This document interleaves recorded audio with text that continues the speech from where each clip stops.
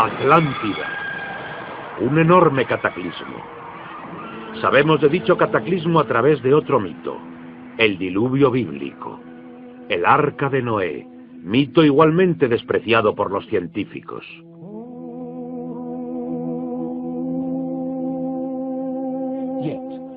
Aun cuando rechazan el diluvio bíblico y el Arca de Noé como una fábula, los científicos están ignorando el hecho de que a lo largo de todo el mundo hay cientos de mitos sobre el diluvio, aparte del de Mesopotamia o del hebreo, que cuentan la misma historia del desastre mundial que prácticamente eliminó a la humanidad antes de la historia escrita.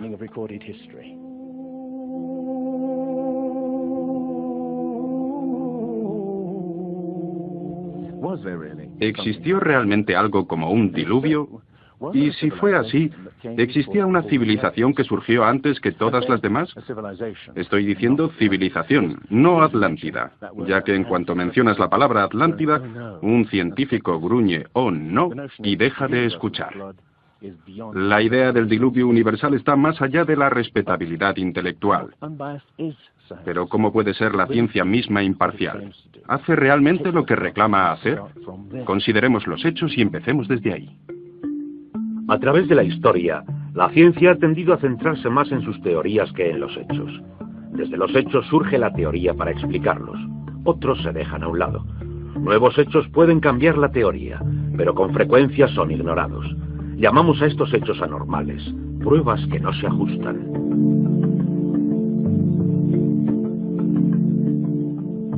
En su controvertido libro La arqueología prohibida, los científicos Thompson y Cremo muestran qué pasa con las pruebas que contradicen las reglas. En los últimos 150 años, estos arqueólogos y antropólogos han descubierto muchas pruebas, literalmente, a la vez que excavaban. Básicamente lo que encuentras es algo que nosotros llamamos un filtro del conocimiento. Esto es una característica fundamental de la ciencia y de la naturaleza humana. La gente tiende a filtrar quitando las cosas que no se adecúan. Así que en la ciencia te encuentras con que las pruebas que no encajan en el paradigma aceptado tienden a eliminarse. No se enseñan ni se discuten. Y la gente que dispone de cierta educación científica generalmente ni siquiera aprenden sobre ellas. De lo que estamos hablando, por ejemplo, se demostró en Iatlico, México, en 1996, cuando la arqueóloga Janestine McIntyre amenazó con cambiar completamente el punto de vista teórico convencional de que la humanidad es relativamente nueva en la mayor parte de la Tierra, que penetró en Siberia hace unos 30.000 años y definitivamente no en América hasta hace aproximadamente 20.000 años. En México, Janestine McIntyre descubrió herramientas de piedra y huesos humanos que fueron fechados mediante diferentes test científicos. Pensamos que teníamos un yacimiento antiguo. Esto fue en el 66 y pensamos que quizás eran de hace 20.000 años. Cuando finalmente teníamos las fechas, resultó que era de hacía 250.000 años. A decir verdad, hubiera sido feliz con la fecha de 20.000 años de antigüedad. Habría hecho mi carrera. Por aquel entonces era bastante naif y pensé, perfecto, me voy a quedar con estas fechas. Tenemos la información, tenemos los hechos. Expongamos los hechos y partamos de ahí. No me di cuenta de que arruinaría mi carrera. Se le han obstaculizado todas sus oportunidades profesionales desde entonces. Se cerró el yacimiento y le fue denegado el permiso para futuras investigaciones. Permanentemente. E incluso a principios de año, después de 3 décadas, los arqueólogos descubrieron huellas de humanos en Siberia de hace 300.000 años. Fecha que Janestine McIntyre no considera improbable después de todo. No es necesariamente una conspiración deliberada en el sentido de que un grupo de personas se reúnen en un cuarto de fumar y deciden, vamos a engañar a la gente. Es algo que sucede automáticamente dentro de la comunidad científica. Cuando una prueba dada discrepa con la teoría predominante, entonces automáticamente se deja de hablar de ella. No la divulgan. Y eso significa que la ciencia no progresa de la manera que uno esperaría.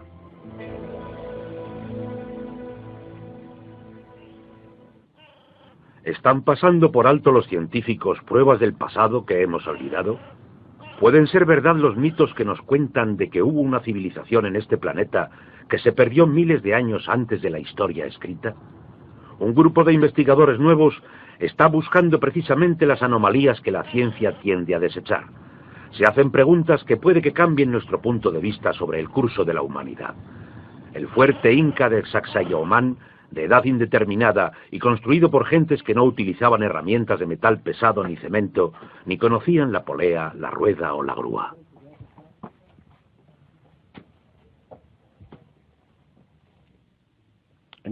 Mira esta piedra. He contado 11 esquinas. Debe pesar más de 200 coches familiares y revela la increíble destreza de esta gente en la construcción. Estas cosas revelan también algo más. Una increíble habilidad para manejar cosas de este tamaño. ¿Cómo demonios consiguieron subirlo ahí? Bolivia. Las misteriosas ruinas de Tiwanaku. Similar destreza. Habilidades de construcción avanzadas. Lo que es inexplicable. Las piedras que dan a este lado están perfectamente colocadas. Cogimos una aguja e intentamos insertarla en cada punto a lo largo de la unión. Y era imposible insertarla.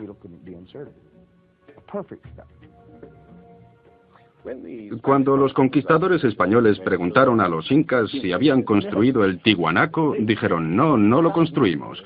Estaba construido hace miles de años. Las pruebas muestran que fue construido por una civilización avanzada.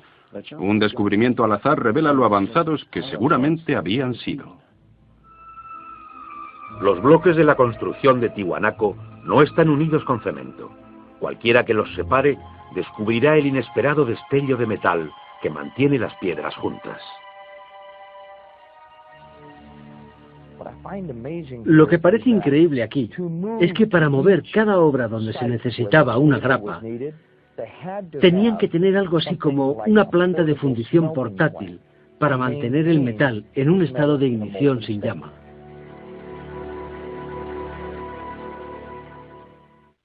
Y aquí hay un uso similar de las abrazaderas de metal y piedras unidas perfectamente, como esta en forma de L, con la misma ingenuidad. ¿Perú? No. Estamos un continente más allá, en África, Egipto, tierra de las pirámides. Las 3 pirámides de Gizeh, maravilla del mundo antiguo. El triunfo de otras gentes que no conocían la rueda, la polea o la grúa. ¿Cómo fueron capaces de hacer un trayecto tan alto con bloques de construcción de 100 toneladas? Es una proeza que la tecnología moderna tampoco puede explicar ni imitar. Soy ingeniero y puedo decirte que subir tan alto bloques de este tamaño requiere una grúa especial. Entonces, gente que no tenía estas grúas especiales, ni siquiera una simple polea o una rueda, y utilizaba herramientas de cobre, ¿cómo pudieron hacerlo? Bobal cree que la Gran Pirámide de Gizeh fue algo más que una tumba que delata un nivel inexplicable de alta tecnología. En su libro sobre el Génesis, Robert Bobal y su coautor Graham Hancock enumeran muchas proezas inexplicables. El experto en perforación Chris Dunn. Esta es una increíble obra maestra, un misterio. ¿Cómo lo hicieron? El sarcófago en la cámara del rey. ¿Cómo los constructores primitivos consiguieron hacer coincidir el contenido interior con el de la misma piedra del sarcófago hasta llegar al milímetro cúbico? Una proeza que requiere un conocimiento sofisticado de física, un misterio como la perforación misma. La manera típica de hacerlo primitivamente sería con un taladro de arco. Deslizarían la herramienta dentro de la pieza utilizando arena o diamantes. Para mí esto llevaría mucho tiempo, demasiados años para hacerlo. Entonces permíteme que te pregunte, ¿cómo crees que lo hicieron? Creo que tenían que utilizar algún tipo de herramienta eléctrica. Hoy día, si fuéramos a taladrar esto, introduciríamos el taladrador en el granito a una velocidad de 2 diezmilavos de milímetro por revolución del taladrador. Ellos introducían bastante más rápido que eso. ¿Más rápido? Investigadores como Chris Dunn se preguntan sobre el propósito de este instrumento en un fresco escondido. ¿Taladradores eléctricos? Parece una conclusión precipitada. Todavía rastros de taladradores de alta velocidad presentan misterios sin resolver. Ahora fíjate en esto. El increíble trabajo de precisión. La suavidad total de estos muros en la tumba destinada a toros sagrados, y que prueba el tremendo nivel de destreza de estas gentes. Pero, por supuesto, esto se podría explicar con cientos de hombres puliendo durante 10 años. Pero, ¿qué me dices de un misterio de verdad? El misterio de los jarrones egipcios. No como este jarrón de cerámica que acabo de comprar, sino de los hechos de alabastro, basalto, incluso diorita, que es la piedra más dura de todas ellas. El misterio es este. Es suficientemente fácil ver cómo puedes agujerearlo taladrando completamente hasta dentro. Pero, ¿qué me dices de estas piezas alrededor de las esquinas? La tecnología moderna es incapaz de hacerlo. Y, sin embargo, los antiguos egipcios diseñaron miles de estas, algunas de ellas 2000 años antes de la civilización que se supone nació aquí. ¿Cómo? El misterio está todavía sin explicar. Inexplicable. ¿Cómo pudieron los constructores alinear las gigantescas pirámides impecablemente hacia la dirección de los puntos cardinales? Perfectamente este-oeste y norte-sur, con una precisión no igualada por los constructores modernos. La Gran Pirámide parece ser un modelo matemático del hemisferio norte e incorpora un valor trascendental del pi del radio del diámetro de la esfera a sus circunferencias y un concepto superior de las matemáticas.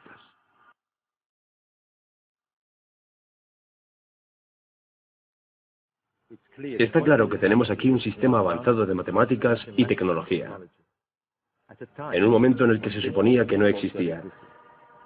Y para conseguir estos resultados, los antiguos constructores tenían que usar un ángulo de 52 grados. Cualquier otro ángulo no valdría. Pero nadie en Egipto conocía pi. Ese valor trascendental está también representado en el ángulo de esta pirámide y el ángulo extraño que sus constructores le dieron en Teotihuacán, México, la ciudad que generaciones posteriores de atemorizados indios llamarían la ciudad de los dioses.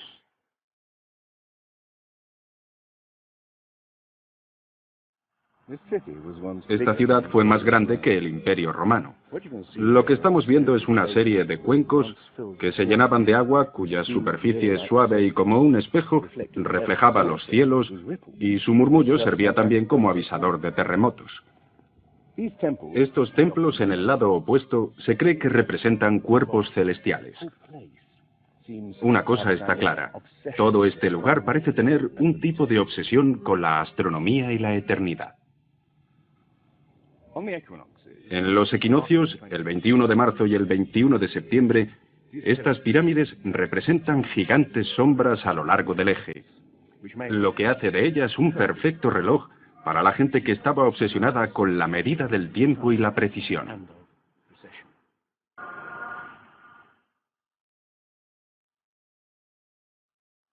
Como vinculadas por alguna fuente común, las civilizaciones antiguas alrededor del mundo dejan ver un sofisticado conocimiento de los cielos, lo que todavía tiene que explicarse. Una fascinación por el sol y las estrellas y por la precisión del lento y persistente movimiento de la Tierra que hace que las constelaciones parezca que viajan a través de los cielos nocturnos y de las épocas.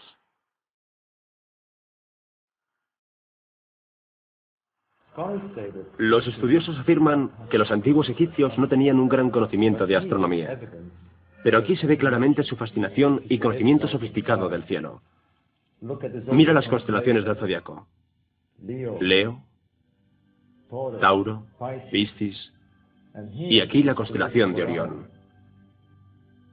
Los antiguos egipcios vieron la constelación de Orión como su dios Osiris, señor de la muerte, los cielos nocturnos y el más allá. Bobal encontró pruebas del dios en todas las pirámides de Gizeh.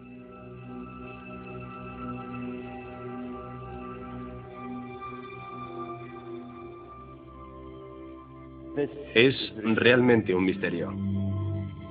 Pequeños ejes señalando hacia arriba. Solo ejes de ventilación para los egiptólogos. Pero los astrónomos piensan diferente.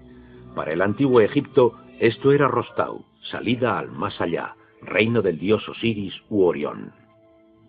En el antiguo egipcio, Orión era Osiris, el gran dios de la resurrección. Esto es una reconstrucción del cielo en el año 2500 a.C. y fue increíble descubrir esto. Los rayos conducen a Orión y a la estrella Sirius o Isis, consorte de Osiris. En textos antiguos, Bobal encuentra que deben haber servido en ceremonias secretas para hacer que faraones muertos resuciten como estrellas en la constelación de Orión. Uno de estos textos dice: «Oh rey que viajas por los serpenteantes canales de la Vía Láctea, al lugar donde Osiris reside». Bobal cree que Osiris tenía importancia tan crucial para los constructores que construyeron las pirámides de Gizeh, exactamente como las 3 estrellas en el cinturón de Orión. Aunque parezca increíble, esa correlación fue solo el principio. Descubrió que los antepasados habían dado nombres de estrellas a otras 2 pirámides contemporáneas cerca de allí. Miró entonces el desgastado plano y se quedó anonadado. La constelación de Orión, el dios Osiris, estaba colocada en la misma posición en el cielo que en la tierra. México, donde Teotihuacán presenta otro paralelismo. La leyenda llama a esta la ciudad de los dioses y sugiere su propósito de transformar a los hombres en seres celestiales. Como en Egipto con las pirámides de Giza, los mitos hablan de su significado como reencarnación en las estrellas. Este es el secreto de Teotihuacán.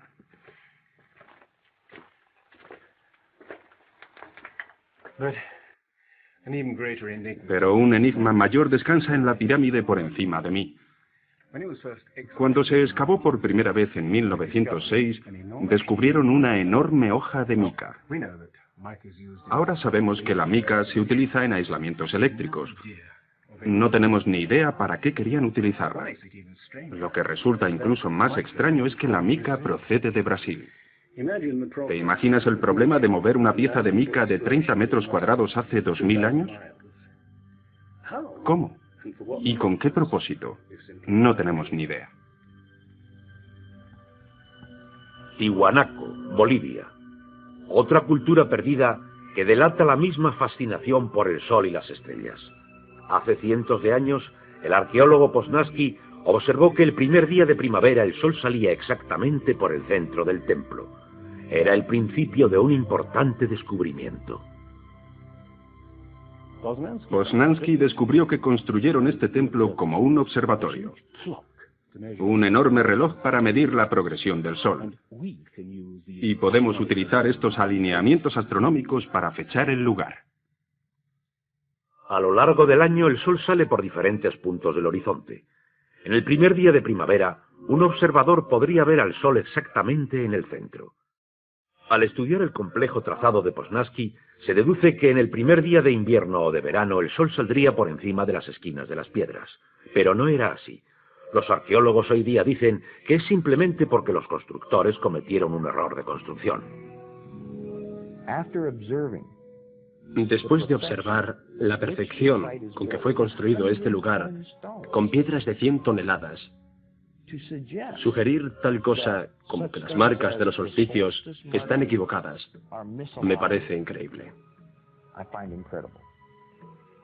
Neil Steve verificó los cálculos de Poznański. Al medir el ángulo de las esquinas y comparar ese ángulo con las posiciones del amanecer, Poznański pudo calcular que el Tiwanaku fue construido hace 17.000 años. En aquel entonces, la inclinación del eje de la Tierra era ligeramente diferente a la de hoy. En aquellos días, los soles de verano e invierno habrían salido por encima de las esquinas.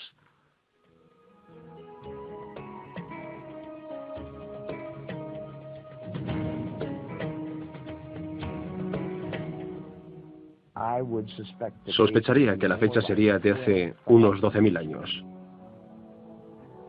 Y eso debería plantear a cada uno de nosotros un montón de preguntas sobre el origen de la civilización.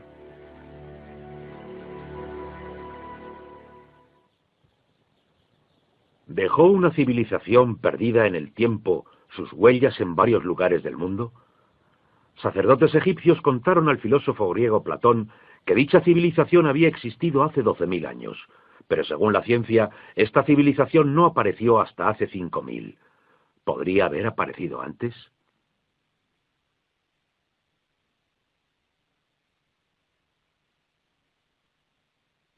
El investigador John West descubrió en Egipto que la esfinge de Gizeh no sufrió la erosión de la misma manera que sus alrededores, erosionados por arena y vientos del desierto.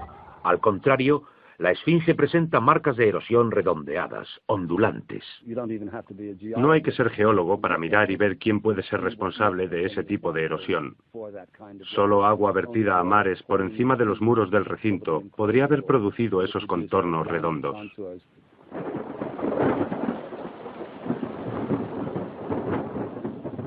¿Agua en el desierto del Sáhara? No en la época de los faraones. Para ello hay que retroceder hasta el final de la era glacial, unos 10.500 años antes de Cristo. Miles de años antes de que existiera algún faraón. Pero, ¿por qué tiene entonces la esfinge cabeza de faraón? La cabeza es desproporcionadamente pequeña. Vista particularmente desde el aire, se ve que el cuerpo de la esfinge es largo y aplanado, y la cabeza parece como un alfiler encima de él. Para nosotros esto es una indicación de que la cabeza ha sido reesculpida. En otras palabras, en un momento dado de su larga historia, la cabeza era redonda. John West cree que la esfinge fue originariamente un enorme león que un desconocido grupo de escultores esculpió en la roca miles de años antes de Cristo. Sufrió la erosión cuando al final de la era glacial cambió el clima causando lluvias incesantes durante siglos. Solo miles de años después esculpieron los faraones su cabeza a su propia imagen.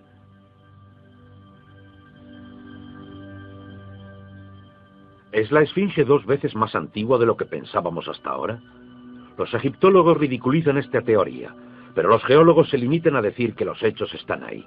Más extraño aún, según Robert Bauval, las pruebas astronómicas sugieren que las pirámides de Gizeh parecen todas ellas apuntar a esta increíble antigüedad. El trazado de Gizeh coincide misteriosamente con la posición de Orión en el año 10.500 a.C., cuando la esfinge parecía un león, su propia imagen en los cielos. Cuando Orión empezó una lenta ascendencia a través de las épocas señalando una nueva era. El ajuste de Orión a esa fecha distante corresponde precisamente con las 3 pirámides pequeñas detrás de las mismas pirámides. Y hay otros muchos hechos sorprendentes que proporciona la astronomía.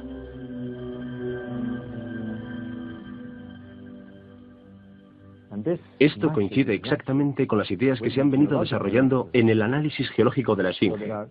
Así que hay justo 2 ciencias indicando que la esfinge podía ser de hace 10.500 años antes de Cristo.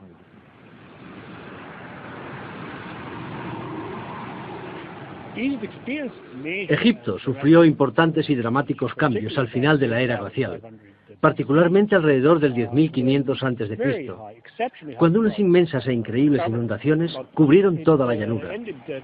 Terminaron tanto con el valle del Nilo como con el delta en general. 10.500 años antes de Cristo, época de inundaciones. ¿Podrían los diseñadores de Gizeh señalar esa distancia en el tiempo? La época en que el mito cuenta que el dios Osiris y sus ayudantes ascendieron del caos para traer los primeros frutos de la civilización. ¿De dónde venían?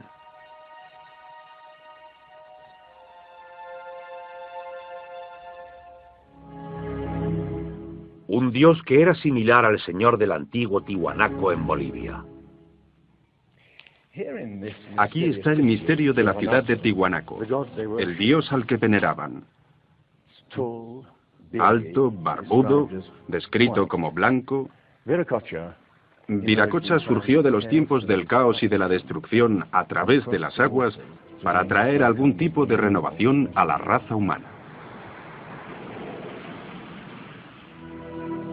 El dios blanco Viracocha. En México se le llama Quetzalcóatl, que vino con otros para traer los primeros frutos del conocimiento. Su imagen está por todo Teotihuacán. La serpiente emplumada, símbolo enigmático del dios Quetzalcóatl, quien vino al este después de tremendos cataclismos para traer la civilización a esta parte del mundo. ¿Podrían los dioses como Osiris, Viracocha y Quetzalcóatl haber sido personas reales que vinieron de muy lejos? ¿Supervivientes de un cataclismo que había destruido sus hogares y civilización? La pregunta que nos hacemos es la siguiente. ¿Existió alguna remota civilización sin identificar que conectó Egipto, México y Sudamérica y dejó sus huellas, sin embargo, difíciles de identificar en un tipo de conocimiento? Tomándolo aisladamente, estoy de acuerdo, cada trocito de prueba revela poco. Pero consideremos todos estos elementos en común juntos. En ambas civilizaciones había enormes pirámides alineadas exactamente con los puntos cardinales, incorporando conocimientos avanzados de matemáticas. Ambas demostraron tener un conocimiento increíble de astronomía, expresado en los grandes monumentos sagrados que erigieron. Aunque no conocían ni la polea ni la rueda, ambas podían construir utilizando grandes piedras finamente unidas en un estilo único de construcción, con esquinas en forma de L y abrazaderas de metal. Y ambas culturas utilizaron el procedimiento de momificación para preservar y honrar a sus muertos. Aquí se encontró una nueva e increíble pista cuando la doctora Balabanova, de la Universidad de Ulm, descubrió para su sorpresa que muchas momias de Egipto contenían cocaína y nicotina, originarias de Sudamérica. Recibí montones de cartas que eran casi amenazantes, cartas insultantes, que todo eso no tenía sentido, que estaba fantaseando, que era prácticamente imposible, porque estaba comprobado que antes de Colón esas plantas no se encontraban en ningún otro sitio excepto en América.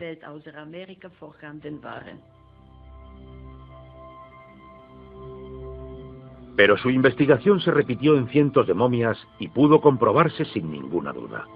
Pudieron en verdad en un pasado lejano cruzar los mares e influir en las culturas de ambos lados del Atlántico. La idea es incluso sugerente por lo que no está aquí. México, antigua cultura de los mayas.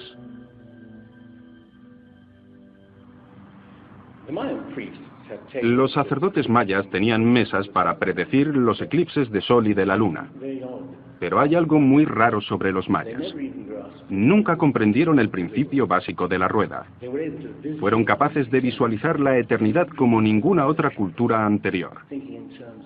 Pudieron pensar en millones de años y sin embargo nunca aprendieron a pesar un saco de grano. Sofisticada civilización que al final murió porque no supieron desarrollar métodos agrícolas sencillos para poder alimentar a sus propias gentes. Lo que estoy sugiriendo ¿es posible que sencillamente heredaran una parte específica de sus conocimientos de una civilización más antigua y sabia? Conexiones. A veces las pruebas están ahí para que las veamos todos. El antiguo Olmes en México les puso a sus gobernantes la cara de un africano. ¿Y qué me dices de esto esculpido por estos mismos Olmes? Es genéticamente imposible para los indios tener barba. Y tienes esta cara de un blanco caucasiano esculpida hace 2000 años, antes de que los españoles llegaran por primera vez al Nuevo Mundo.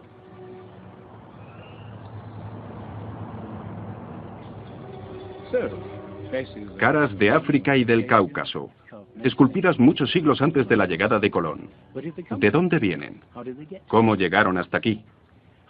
¿Cómo llegaron a influir en la cultura más antigua de Centroamérica, la cultura madre de México? Todo lo que los arqueólogos saben es que de repente aparecieron, completamente evolucionados, alrededor de 1500 años antes de Cristo, sin señales de desconexión en el desarrollo. Esta gente, cuya expresión característica eran enormes caras esculpidas en piedra, cabezas de caucasianos y africanos, parecen haber aparecido de no se sabe dónde. Oaxaco, antigua ciudadela del monte Albán. Aquí, más al sur de México, se encuentra lo que parece el último registro de estos hombres misteriosos, ya que estas figuras esculpidas en piedra parecen ser las figuras muertas en batallas, desnudos, desesperados, la mayoría de ellos castrados. Esto puede ser el punto donde estos hombres desaparecieron de la historia. Entonces, ¿una sofisticada civilización de navegantes cruzó el Atlántico siglos antes de Colón? Hay, pues, otra parte de las pruebas. Estos mapas antiguos que sugieren que antiguos navegantes poseían un conocimiento del mundo que nunca antes se ha explicado. Un puzzle para los científicos a lo largo de este siglo. En 1513, el almirante turco Piri Reis planificó partes del mundo nunca antes vistas.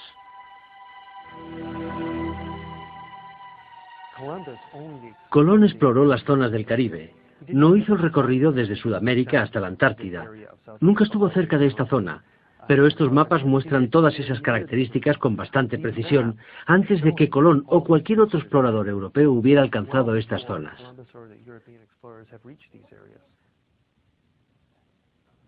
Este mapa, que es de hace siglos, representa la verdadera configuración de la Tierra de Queen que se encuentra aproximadamente bajo 1 kilómetro de hielo, y su verdadera configuración no se supo hasta 1949. Inexplicable. Durante tiempo han considerado la extraña proyección utilizada. Se encontró semejanza a la utilizada en un submarino nuclear moderno que mide el mundo a medida que se mueve desde el centro de donde parte. En este caso el centro era Siene, Egipto, cuna de antiguos cartógrafos. Lo único que el mapa parece distorsionado, pero muestra con bastante exactitud esta parte del mundo. Y hay más.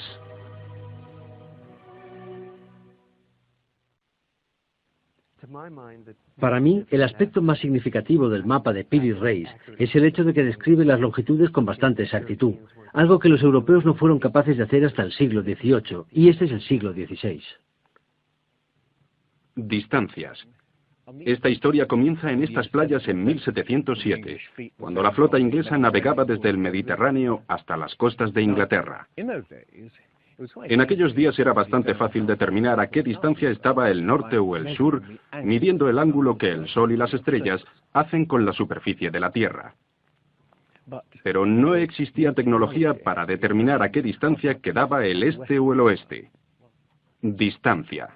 Bien, el almirante Sir Cloudesley Shuffle se enfureció cuando un marinero de un país del oeste le dijo que estaba a unas 20 millas más allá del este y era probable que naufragara la flota en la costa. Cuando los oficiales le aseguraron que el curso estaba bien, hizo que colgaran al marinero por insubordinación. En sus últimos momentos de muerte, debió haber deseado no haberlo hecho.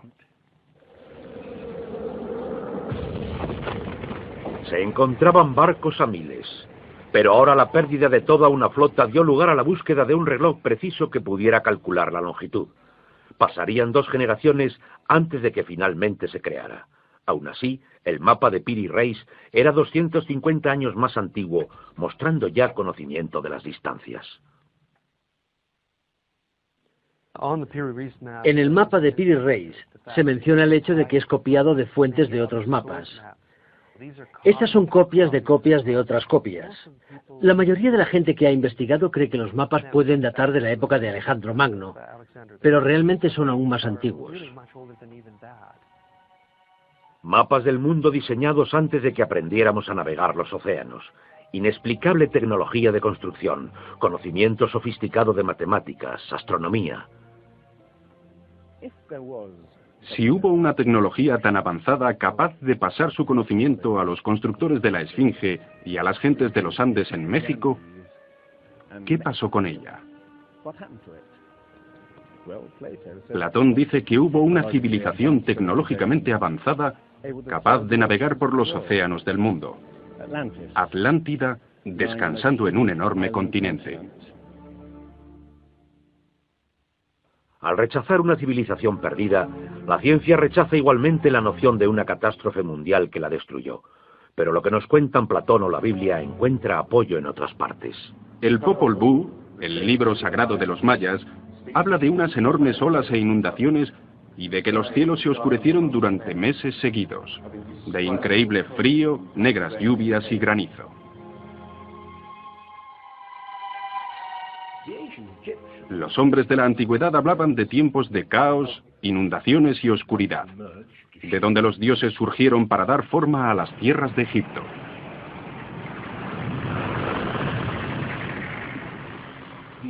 El disco solar de los aztecas habla de 4 ciclos de destrucción: inundaciones, fuegos, vientos y sangre de las guerras. Y de prever el fin del mundo a consecuencia de grandes movimientos de las entrañas de la Tierra.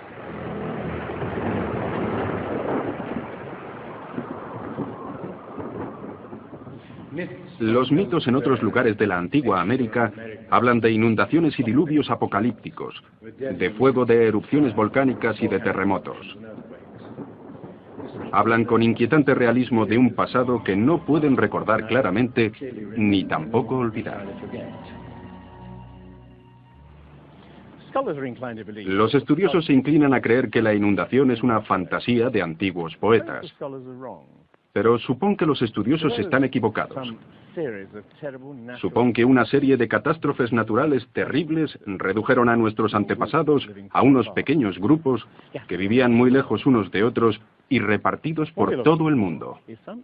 Lo que estamos buscando es una época que encaje perfectamente a los mitos como el zapato de cristal al pie de Cenicienta. Una pista: la Brea Tar Pit de California. Sepultura masiva de millones de animales, convertida ahora en atracción turística. En el fondo de la superficie se encuentra el Salt Lake Oil Field. El asfalto se escurre a través de las grietas y fisuras como un tremendo matamoscas que captura animales en el asfalto. Tenemos increíbles recursos aquí de animales atrapados de esta forma durante los últimos 40.000 años. Es como leer un libro de tiempos antiguos. Cuando los animales que abundaban nunca pensamos en absoluto que fueran originarios de América. Mamuts, elefantes, rinocerontes, osos perezosos gigantes, incluso caballos y camellos. Pero entonces una enorme catástrofe los hizo desaparecer, aparentemente en cuestión de décadas. Alrededor del 10.500 a.C., hace unos 12.000 años. Los animales grandes, cualquier animal más grande que un coyote, en gran medida se extinguieron en unos cientos de años. Sí, esa en efecto es una gran catástrofe.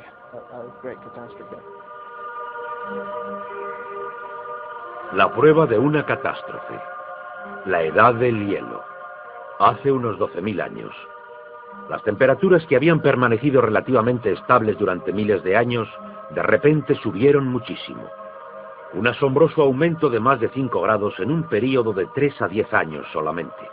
Este es el increíble descubrimiento de los científicos que perforaron en la capa de hielo de Groenlandia para investigar los cambios atmosféricos. Al núcleo de hielo de Groenlandia, alguna gente lo ha llamado la piedra roseta del clima, ya que es posible ver cómo puede cambiar el clima tan rápidamente. Es realmente un gran descubrimiento. Y este cambio ocurrió entre 3 años y un par de décadas próximas a lo que vemos hoy día. Hemos encontrado cambios increíbles en la química del hielo. Y encontramos que durante un tiempo, cuando las capas de hielo empezaban a fundirse, encontramos más señales de deposiciones volcánicas y de mayor magnitud.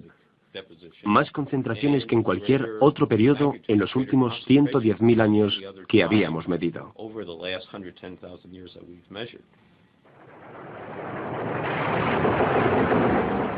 Movimientos volcánicos sin precedentes acompañados de cambios bruscos de temperatura y enormes inundaciones. Capas de hielo de más de 1 milla de espesor se derritieron en décadas. El nivel del mar subió hasta por encima de los 1.500 metros. Aparecieron mares donde había habido tierra. Se podía caminar desde Gran Bretaña a Escandinavia en un tiempo en el que la revolución climática dio forma al Mar del Norte. Fueron tiempos en que grandes inundaciones cubrieron las planicies de Norteamérica. Por eso ese esqueleto de ballenas fue encontrado en Michigan. Un tiempo de cataclismo al final de la edad de hielo que puede que se ajuste a los mitos. Solo en el Nuevo Mundo, alrededor de 70 clases de animales se extinguieron. Mamuts, osos perezosos gigantes, camellos, caballos. Lo pondré en perspectiva. En los 200.000 años anteriores, menos de 1/3 parte de ese número desapareció para siempre. Y el mismo modelo extraordinario de extinción se repitió en Europa y Asia. En Siberia y en Alaska se encontraron masas de huesos de millones de animales que perecieron en un cataclismo. El mamut gigante no fue víctima de los cazadores prehistóricos, sino de una catástrofe natural. A finales del siglo, cazadores siberianos se tropezaron con el cadáver de un enorme animal. Cuando se desenterró y transportó, se encontró que su estómago contenía plantas sin digerir procedentes de climas templados. El animal había sido totalmente congelado, más rápido de lo que cualquier moderno congelador es capaz. Lo que es cierto es que hace unos 12 o 13.000 años, un terrible frío abatió Siberia y no ha parado desde entonces. El misterio de los mamuts congelados ha dado lugar a algunas extrañas anécdotas, algunas ciertas y otras no. Como la historia de los filetes de mamut servidos en Fairbanks, Alaska. Lo que es cierto realmente es un informe del siglo XIX del naturista ruso Baron Wrangel, que descubrió la isla de Oso, que se encuentra al norte de Siberia, y donde la arena estaba sujeta literalmente por arrecifes de hueso y colmillos de mamut y otros animales que habían desaparecido en alguna extraña catástrofe primitiva. La extinción masiva, la tremenda actividad volcánica, la rapidez con que se derritió el hielo, parece sugerir que tuvo lugar una increíble revolución del clima hace 12.000 años. Parecen existir algunos factores, pero no sabemos exactamente cuáles.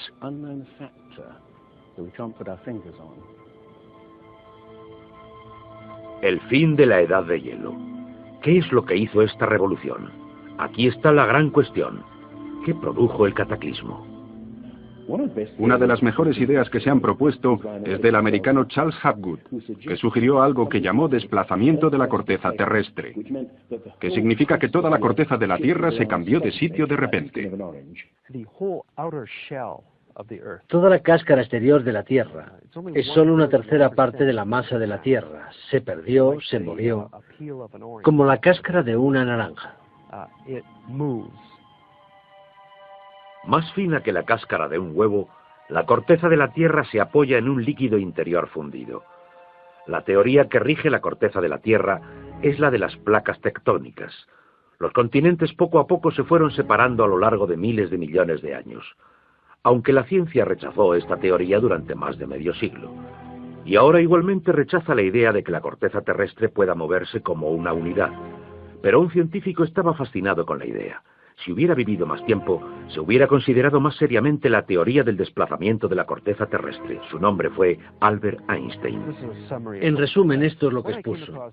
Cuando di con el trabajo de Hapgood, me quedé fascinado. Era una idea tan simple, pero que explicaba un gran número de problemas. Hapgood tenía la teoría. La cuestión era cuál era el mecanismo que ponía la enorme cosa en movimiento. Y fue Einstein quien planteó la idea. La enorme cantidad de hielo acumulado alrededor de los polos pudo hacerse de 3 kilómetros de grueso. Hielo que se extendió hasta el centro de América. Estos incontables billones de toneladas de hielo, si se formaron de forma desequilibrada, podrían haber causado que toda la Tierra vibrara como una rueda con un gigantesco peso colocado en su borde. Esta vibración, de hecho, sería suficiente para causar ese cambio de la corteza terrestre. Hace 55.000 años, el Polo Norte estaba colocado cerca de Europa, pero de repente se desplazó a Hudson Bay, en Canadá. Alrededor de 12.500 años antes de Cristo, lo hizo de nuevo hasta donde se encuentra ahora. O es mejor decir que las tierras y los mares han sido arrastrados a lo largo del polo, impulsados por el desplazamiento repentino de la corteza terrestre. Y si fue así, esta es una de las cosas que habría pasado al final de la Edad de Hielo. El desplazamiento impulsó a América fuera de la zona polar. El mar a su norte se congeló con una capa fina de solo milímetros de espesor. La enorme capa de hielo que había sobre Norteamérica se derritió en pocos años.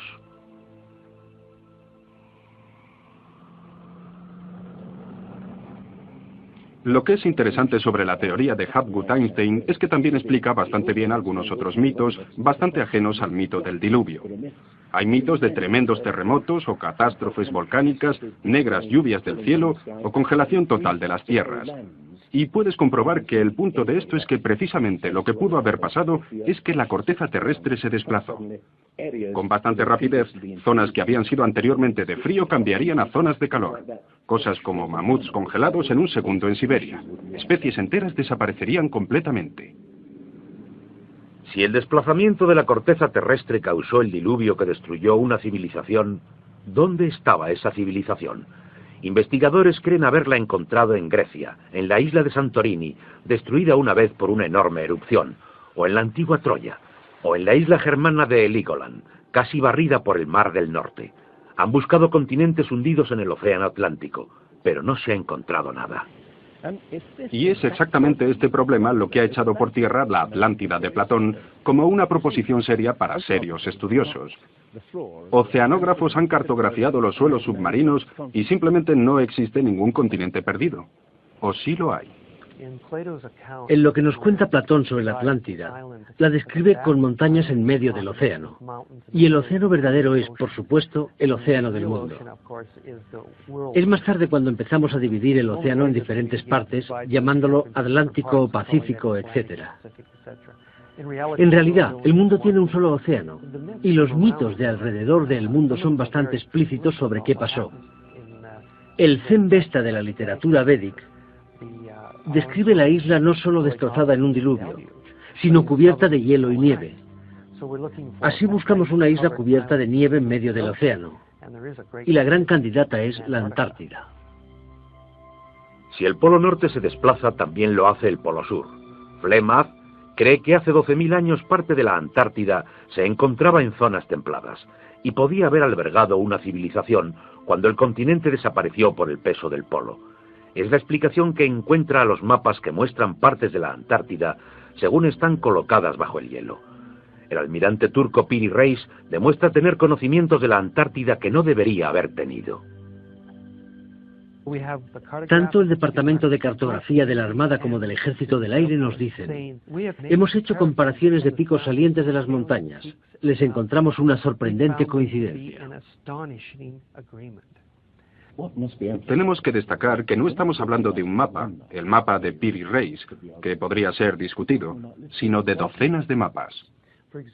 Por ejemplo, el mapa de Phineus de la Antártida es bastante preciso, mostrando sistemas de ríos que existen pero que eran desconocidos en el siglo XVI.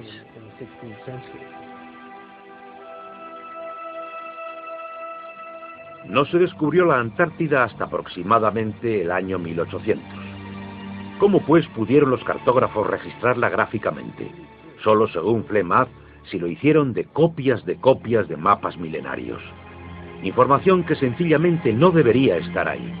Hace solo unos 25 años que sabemos que debajo de la capa de hielo de la Antártida existen algunas islas, un continente, un mar congelado entre ambas. Sin embargo, la información estaba ya en este mapa. A lo que me refiero es que estas islas corresponden a esta zona, y los tipos de nevadas por aquí son muy intensas. Prácticamente nada por aquí. Estas islas de abajo de aquí se unirían antes de que se juntaran a la masa continental, por lo que hubo caminos por aquí durante varios miles de años. Y estos fueron probablemente caminos por aquí antes de que se juntaran. Lo que se describe aquí es algo que creo ocurrió hace unos 8.000 años, no posterior a 6.000 años antes de Cristo. No hay forma de saber cómo ocurrió, excepto suponiendo la existencia de una civilización que tuvieron ciertos conocimientos de cartografía y navegación, que fueron reinventados de nuevo en nuestra época. ¿Fue el comienzo de la civilización humana más antiguo de lo que pensamos? Se puede pensar que muchos elementos en este programa solo añaden insensatas sugerencias, que tomadas aisladamente pueden ser todas ellas discutidas. Pero si se ponen todas las piezas juntas, como las de un puzzle, se empieza a visualizar un modelo, como el que surge de los mitos. Una civilización que desapareció y fue olvidada mucho antes de la historia escrita.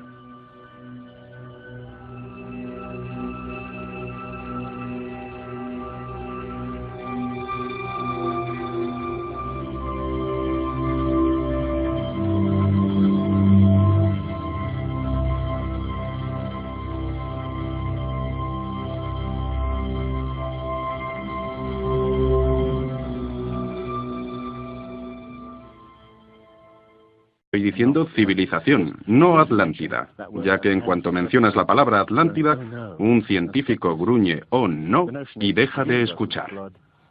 La idea del diluvio universal está más allá de la respetabilidad intelectual. Pero ¿cómo puede ser la ciencia misma imparcial? ¿Hace realmente lo que reclama hacer? Consideremos los hechos y empecemos desde ahí. A través de la historia, la ciencia ha tendido a centrarse más en sus teorías que en los hechos. Desde los hechos surge la teoría para explicarlos. Otros se dejan a un lado.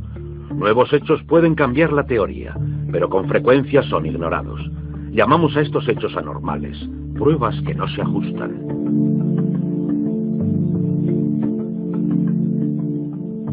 En su controvertido libro La arqueología prohibida, los científicos Thompson y Cremo muestran qué pasa con las pruebas que contradicen las reglas. En los últimos 150 años, estos arqueólogos y antropólogos han descubierto muchas pruebas de que un grupo de personas se reúnen en un cuarto de fumar y deciden, vamos a engañar a la gente. Es algo que sucede automáticamente dentro de la comunidad científica. Cuando una prueba dada discrepa con la teoría predominante, entonces automáticamente se deja de hablar de ella. No la divulgan. Y eso significa que la ciencia no progresa de la manera que uno esperaría.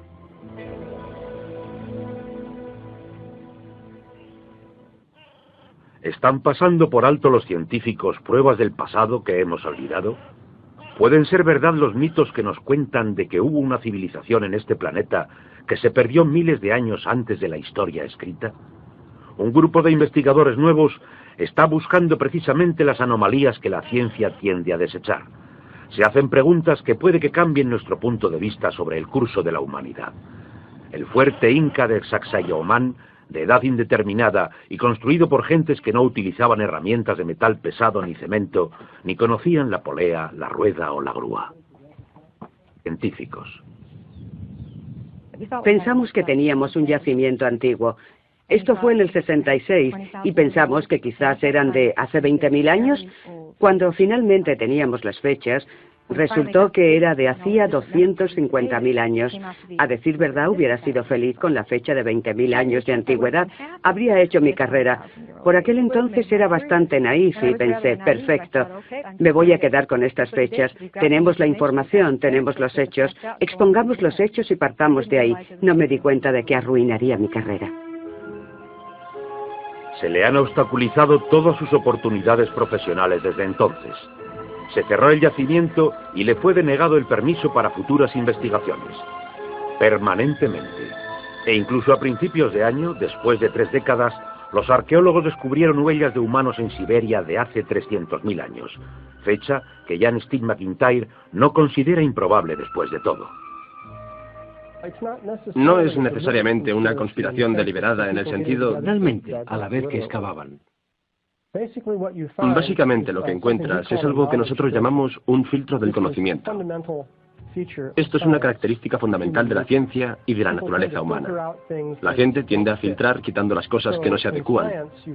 Así que en la ciencia te encuentras con que las pruebas que no encajan en el paradigma aceptado tienden a eliminarse. No se enseñan ni se discuten. Y la gente que dispone de cierta educación científica generalmente ni siquiera aprenden sobre ellas. De lo que estamos hablando, por ejemplo, se demostró en Iatlico, México, en 1996, cuando la arqueóloga Jan Steen McIntyre amenazó con cambiar completamente el punto de vista teórico convencional de que la humanidad es relativamente nueva en la mayor parte de la Tierra, que penetró en Siberia hace unos 30.000 años y definitivamente no en América hasta hace aproximadamente 20.000 años. En México, Jan Steen McIntyre descubrió herramientas de piedra y huesos humanos que fueron fechados mediante diferentes testes.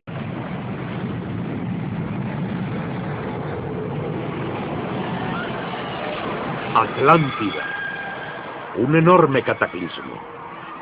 Sabemos de dicho cataclismo a través de otro mito, el diluvio bíblico, el Arca de Noé, mito igualmente despreciado por los científicos.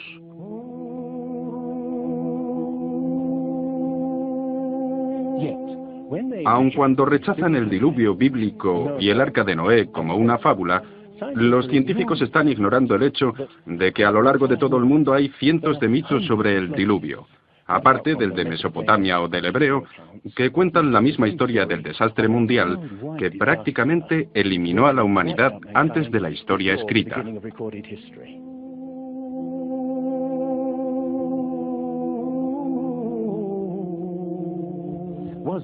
¿Existió realmente algo como un diluvio?